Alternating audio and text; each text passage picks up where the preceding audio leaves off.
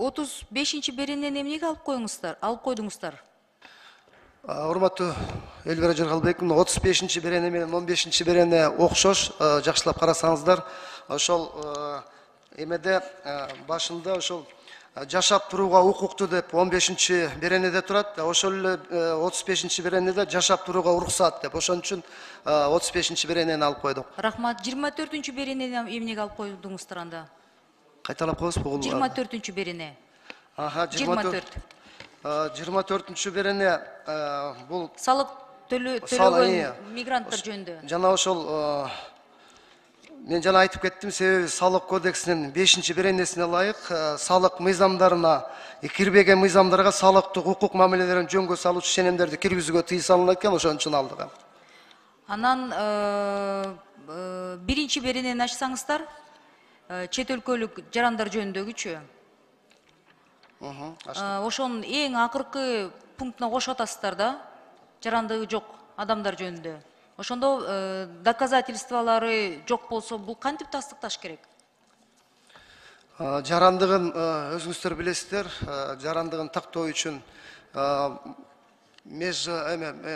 госоргандар аркылуу аралык комиссия бар. Эгер такыр эле такталбай баратса, жанагы эле ошол биздин этникалык кыргыздар да бар, билесиздер.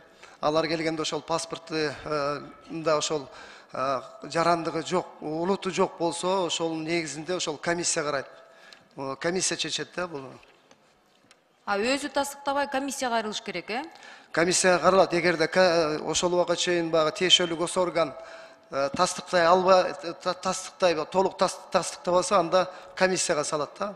А так уполномоченный госорган өзүнүн багы тиешелүү документтерди. То есть бул жарандын милдети эмес, далилдеп берүү. Ооба. Милдети эмес.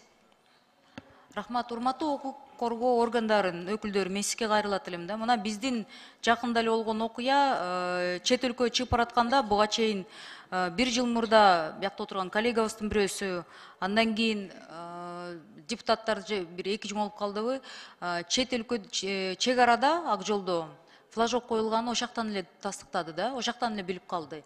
Анан ушу флажок маселесин алдын ала тыюу, чыгууга тыюу бар экендигин Кыргыздын жараны, Кыргызстандын жараны кантип билсе болот?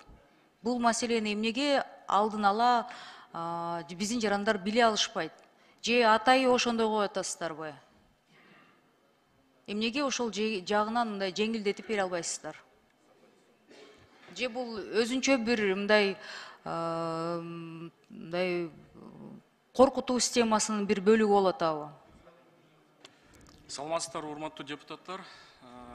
Чек ара көзөмөлдөө башкы башкарманын башчысы полковник Жалбиев. Микрофон жакырыраак алып коесузбу?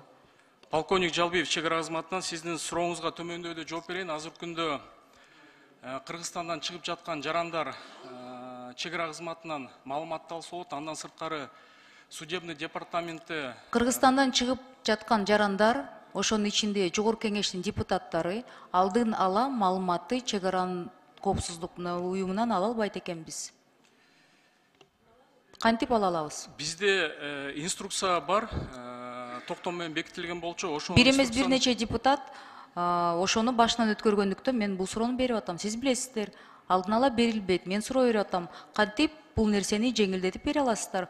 Бул жалаң гана Жогорку Кеңеш депутаттары эмес, бул саясаттан тышкары жөнөкөй деле жарандар билишпейт экен. Чыгып бара жатканда гана биз флажок экенин билип атабыз дейт. Канча чыгымдар болуп жатат? Азыр мисалы жаңы жылдык каникулга сыртка чыгам деген адамдар, эгер ошакта запрет турса, жок дейт, система обновления болбосо жок дейт. А бирок именно чек аранын ошол службаңардан алдын ала сурасак бербейт дейт эч ким. Кантип билсе болот? Мисалы, могу Жогорку Кеңеш 90 депутаты кантип билсе болот азыр? Элвира Жыргалбековна, бизге айрым депутаттар кагаз түрүндө кайрылып атат. Биз аларга кагаз түрүндө жооп берип атабыз, эгер ошондой чектөө болсо. Андан сырткары тиги бизде судебный департаментте портал ачылган. Ушул жылдын башынан баштап онлайн режимде иштеп атат. Ошого жанакы ID картта көрсөтүлгөн 12 сандуу номерди кирип, өзүнүн чектөөсү барбы жокун билсе да болот. Андан сырткары ошо кагаз түрүндө бизге кайрылса, биз аларды карап жообун беребиз. То есть сыртка чыгам деген жаран кагаз түрүндө суроо берсе, анда 14 күн же 1 айдын ичинде кат келет, 1 ай күтүш керек экен. Жалпы телефондон чалып алып же мындай батыраак убакытты мындай кыскарта турган убакыт эмесинде ченеминде кандай билсе болот да? Элвира Жыргалбековна, биз телефон аркылуу бере албайбыз, анткени бул Кат менен бир ай жооп бересиздер. Бул маалымат жеке жаранга эле тийиштүү, телефон аркылуу өзүнүн тастыктап бериш керек, бирок телефон аркылуу биз тастыктай албагандан кийин Анда паспортун алып алып кайсы жерге барыш керек? чек ара кызматына эле ошо жазуу түрүндө келет, ал жерде бизде үлгүлөрү жазылган. Ошонун негизинде арыз жазат, арыз жазганда биз 10 күндүн ичинде жообун беребиз. Эгер шашылыш түрдө баягы билеттин көчүрмөсүн же ар кандай себептер менен ушу бүгүн же эртең чыгам десе, биз аларды тез арада жооп беребиз. Все, рахмат. 10 күндө эң узак мөөнөтү 10 күндө жооп бересиздер. Туурабы? Рахмат.